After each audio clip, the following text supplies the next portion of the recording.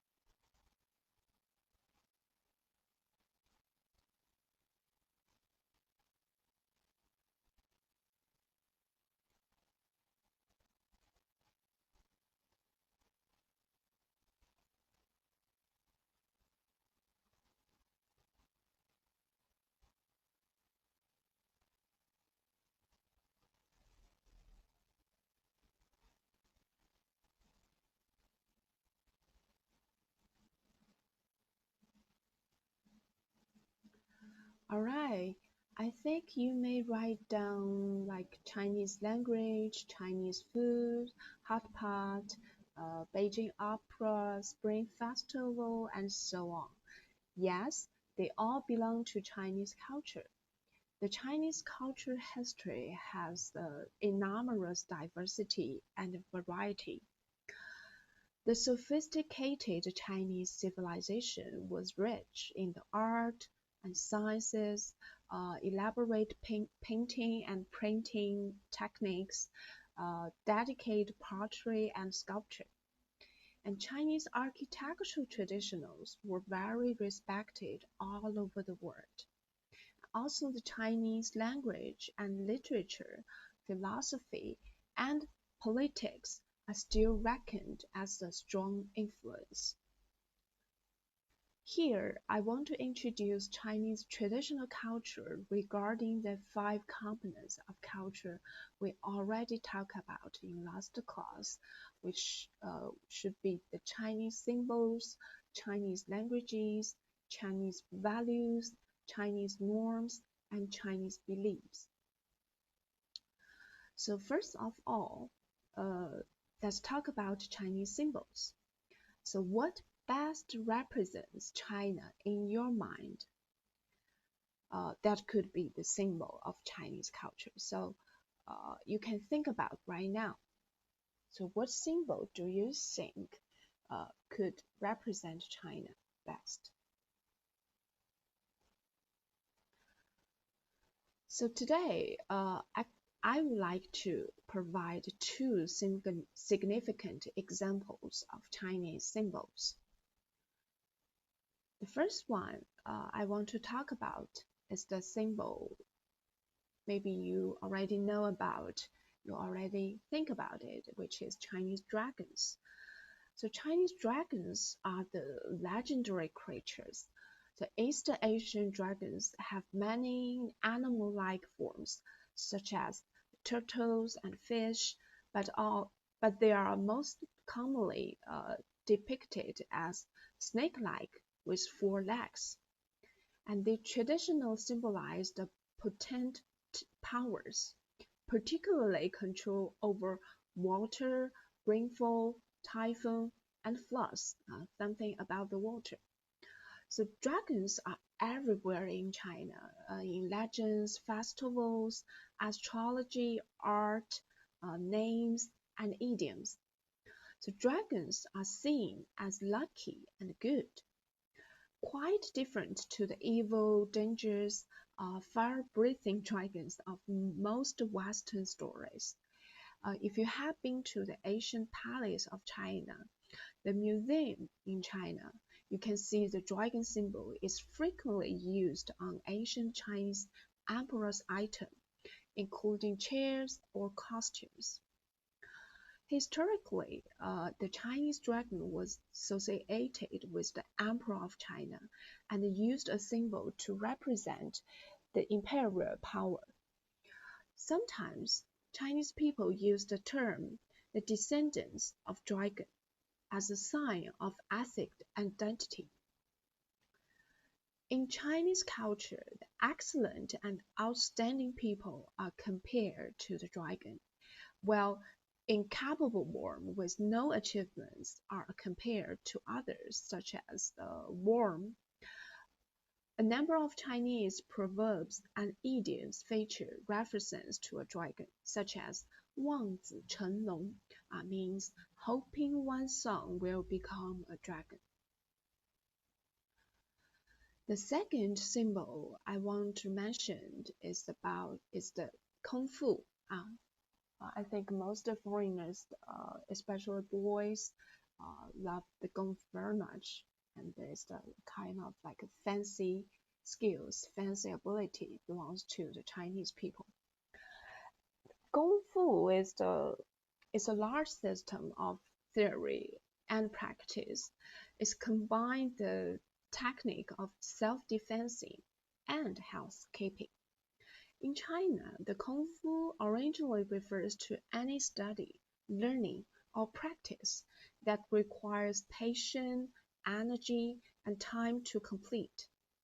And Kung Fu can refer to any discipline or skill achieved through hard work and practice, not necessarily martial arts.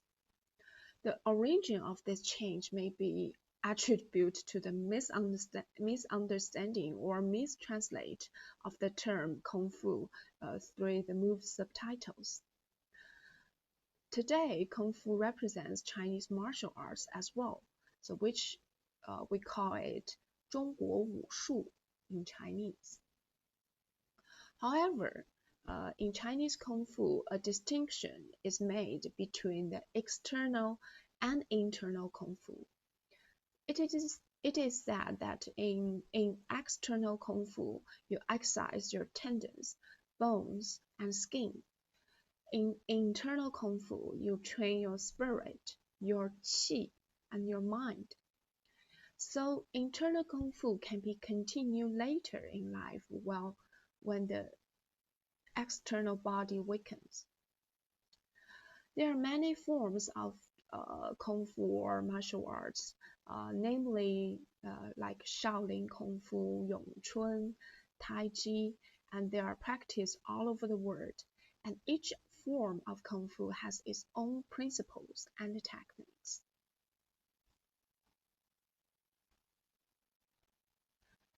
The second component of culture is language. The Chinese language is the oldest written language in the world, with at least 6,000 years history. And Chinese character inscriptions have been found in turtle shell. Here's the picture. In the turtle shell, dating back to the Shang Dynasty, which is 3 years ago. The Chinese characters are developed from the pictographic writing system, which is only few left today, and only Chinese characters are the writing system that survives the Asian civilization, which produced it and still have the connection with the original pictography. For example, you can see there are two examples here. The character of Shan is a pictographic character which came from the mountain shape. And the character of Sang-ri is the same thing. It's from the shape. This character is from the shape of the sun. Although the writing system have been changed over time due to revolutions and political change, the principles of language, along with the symbols and the characters, have remained basically the same. So there are two standard Chinese character sets in the contemporary Chinese written language. So one is the simplified Chinese. You can see it's the right side, the simplified Chinese, and mainly used in the China mainland.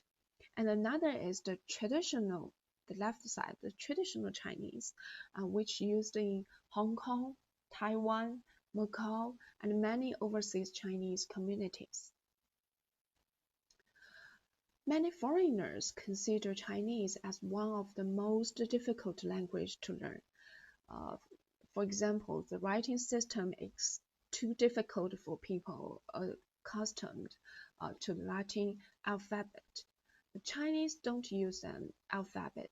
It's a pictorial language that relies on strokes and radicals to make up individual Chinese character and then go on to make Chinese words.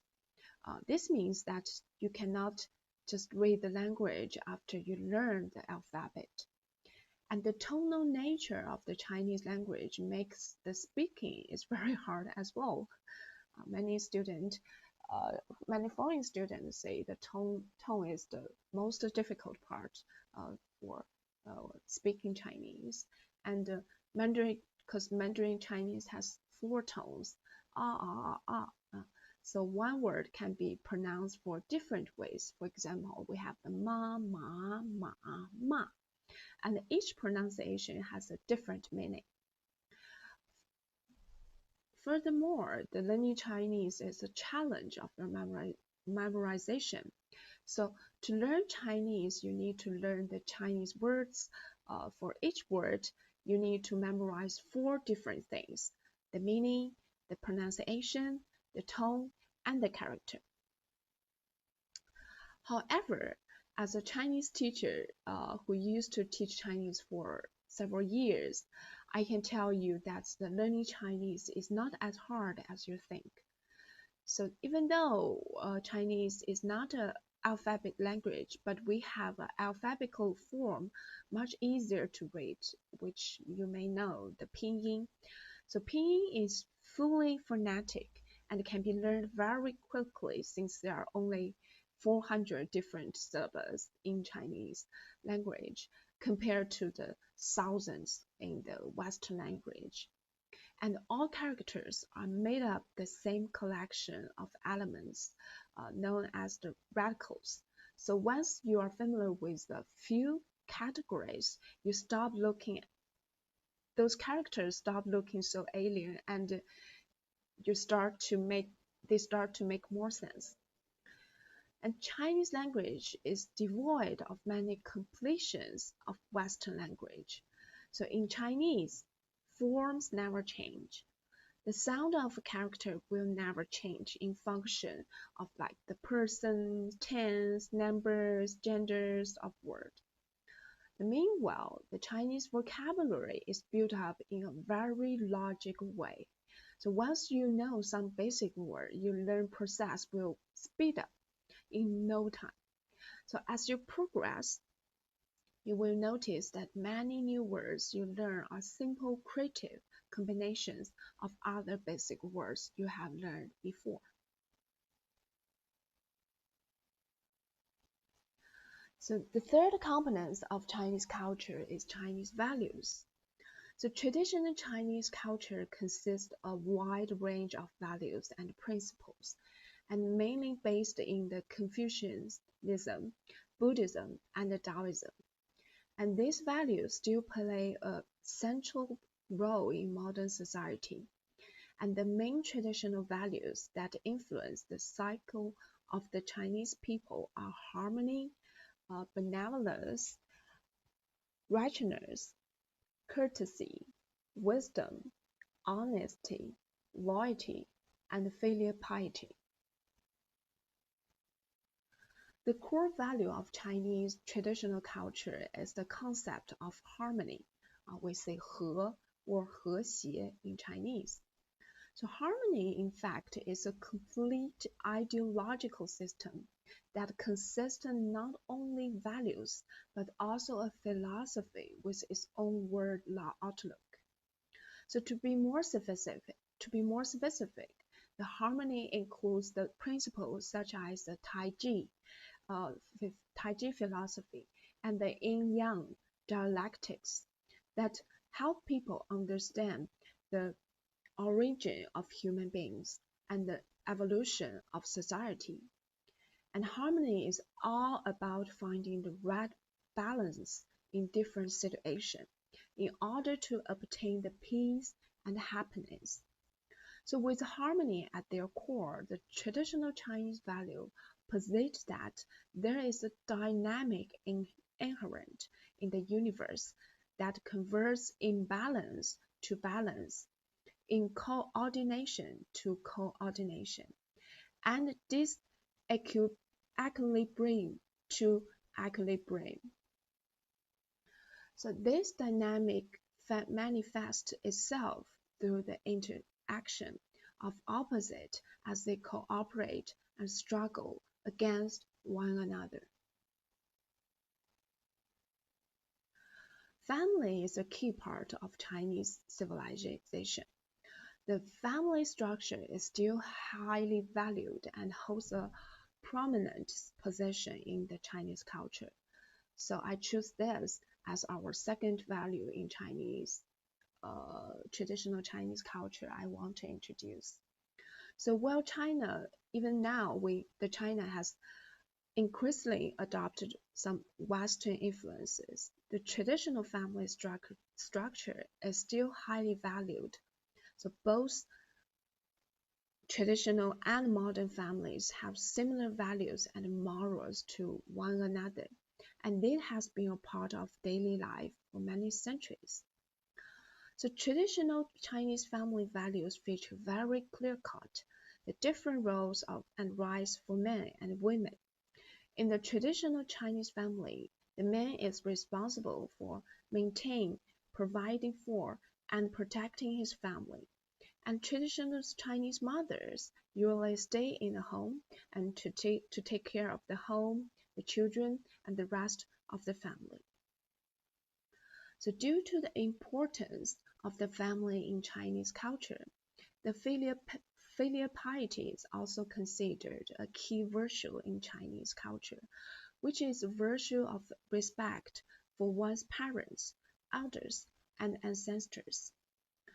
The Chinese family structure has traditionally been rigid and hierarchical. with elders still receiving the large degree of reverence, respect, and obedience, a practice that has continued into the modern age. We have a saying in China of all virtue, filial piety is the first. And the concept underlying the principle of filial piety is very simple. The parents give life to children, give them food and clothes and education. For all the things that children received from parents, the children have an internal obligation towards them. They have a debt towards their parents, a debt that never can be fully repaid. The only thing the children can do in order to repay at least a small part of this debt is to take care of their parents in their old age, to make them proud and happy, to obey and serve them. So in China, it is responsibility of the young generation to take care of their elders dutifully throughout their life. So it is the fundamental principle and provides a strong foundation for the Chinese community. At large, it ensures that each generation takes care of the previous one. Alright, that's today's class. And next class, we will continue the last two components of Chinese traditional culture, norms and beliefs. If you have time, you can look for some materials about Confucius, Taoism, and Buddhism as a preview. Alright, so see you next class.